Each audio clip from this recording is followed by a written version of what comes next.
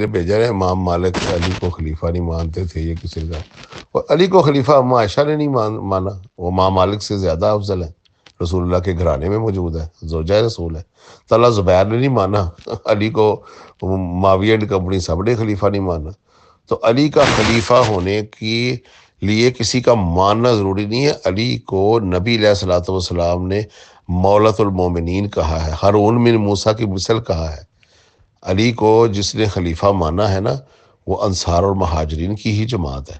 ہمارے یاسر جیسا کوئی نکالو، ابن خزیمہ بن ثابت 2 بندوں کی گواہی کے برابر اس کی ایک کی گواہی تھی، لاؤ ابن خزیمہ جیسا، لاؤ کوئی ابو ایوب انصاری جیسا جو علی کے لشکر میں شامل ہو کر قتال کر رہے ہیں نام ماننے والوں سے، اور ابو ایوب انصاری میزبان رسول ہے، وہ انصار میں سے سابقون الاولون صحابی ہیں۔ علی کو خلیفہ ماننے والوں میں بہت بہت بڑے لوگ ہیں، اور علی کو کوئی بھی خلیفہ نہ مانتا نا تو علی برحق خلیفہ ہیں، اولی الامر ہیں۔ تو لہٰذا علی کا حق پر ہونا، علی کا نیکی پر ہونا، علی کا ہر نزاع پر جو ہے حق کے ساتھ ہونا، قرآن کے ساتھ ہونا، یہ تو نبی اس کا انتظام کر گئے ہیں۔ نبی فرما گئے ہیں انا احد منکم قاتل ولا تعویل القرآن کما انا قاتل ولا تنزیل ہی، نبی فرما گئے ہیں انت منی بمنزلت ہارون من موسیٰ، نبی فرما گئے ہیں کہ نفس رسول ہے تو قرآن میں آیت مباہلہ بیان کر گئی۔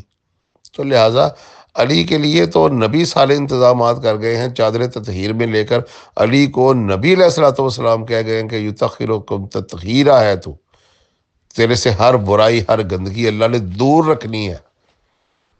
علی قرآن کے ساتھ ہے، قرآن علی کے ساتھ ہے۔ انی تارک فیکم الثقلین کتاب اللہ و اطاعت اہل بیتی اذکرکم اللہ و اہل البیت، تو نبی فرما گئے ہیں النبی اولی بالمؤمنین انفسہم، نبی تمہاری جانوں پر تم سے زیادہ حق کے تصرف رکھتا ہے۔ تو صحابہ نے کہا بلا یا رسول اللہ، ہاں بالکل رکھتا ہے۔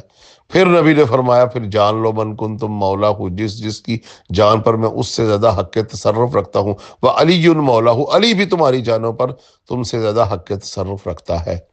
تو یہ ہمیں جو ہے نا غامدی صاحب امام مالک کی مثال دے، امام مالک جیسے کروڑوں آ جائے نا، وہ علی کی ٹھوکروں میں بھی نہیں بیٹھ سکتے۔ علی کی شان اللہ نے، اللہ کے رسول نے بلند کر دی۔ خود نبی علیہ الصلوۃ والسلام نے فرمایا کل علم ہی میں اس شخص کو دوں گا جس سے اللہ محبت کرتا ہے، جس سے اللہ کا رسول محبت کرتا ہے، اور وہ بھی اللہ اور اس کے رسول سے محبت کرتا ہے۔ حضرت عمر کہتے ہیں میں نے کبھی زندگی میں یہ تمنا نہیں کی تھی کہ مجھے کوئی امارت ملے، کوئی مجھے عہدہ ملے۔ اس دن میں بھی ساری رات نہیں سویا، اور میں نے بھی کہا کاش مجھے یہ مل جائے۔ حضرت سعد بن ابی وقاص کتنے مرتبے والے صحابی ہیں، انہوں نے کہا کہ میں صبح صبح ہتھیار باندھ کر بار بار نبی کے سامنے سے گزرا کہ اللہ کے نبی کی نظر مجھ پہ پڑ جائے اور مجھے علم پکڑا دے، لیکن نبی نے کہا این علی، علی کہاں ہے؟ اتنی سعادتیں حضرت علی کو اللہ کے نبی نے کہا کہ ان احد منکم قاتل علی تعویل القرآن کما انا قاتل علی تنزیلہ، تم میں سے ایک وہ ہے جو قتال کرے گا قرآن کی تعویل پر جس طرح میں نے قتال کیا ہے قرآن کی تنزیل پر۔ قرآن نازل ہو رہا تھا، لوگ مانتے نہیں تھے، مجھے تلوار اٹھانی پڑ گئی۔ اب قرآن نازل ہو چکا ہوگا، لوگ مان چکے ہوں گے، طویل باطل کریں گے قرآن کی، پڑھ پڑھ کے قرآن طویل باطل کریں گے، علی کو تلوار اٹھانی پڑے گی۔ تو ابو بکر عمر نے کہا کہ ہم ہوں گے، کہا نہیں وہو حاسم النار، وہ جو میری جوتی گان رہا ہے۔ یہ حدیثیں پڑھیں جا کر، غامدی کو کیا پتا بیچارے کو، غامدی ہوئی پڑی ہے۔ قرآن پکڑو، حدیثیں پکڑو، متواتر حدیثیں پکڑو۔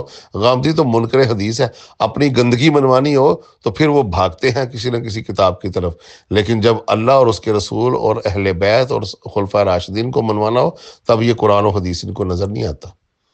تو لہٰذا حضرت علی کے حق پر ہونے کی دلیل ہمیں نبی نے فرما دی ہے، بس ہم نہیں مانیں گے کسی کو، کوئی مالک ہے، کوئی معاویہ ہے، کوئی شافعی ہے، کوئی یزید ہے، کوئی ابو حنیفہ ہے، کوئی فلانا ہے ٹمکانا ہے، ہم کسی امام کو نہیں مانیں گے۔ یہ سارے امام علی کی ٹھوکروں میں بھی بیٹھنے کے قابل نہیں ہیں۔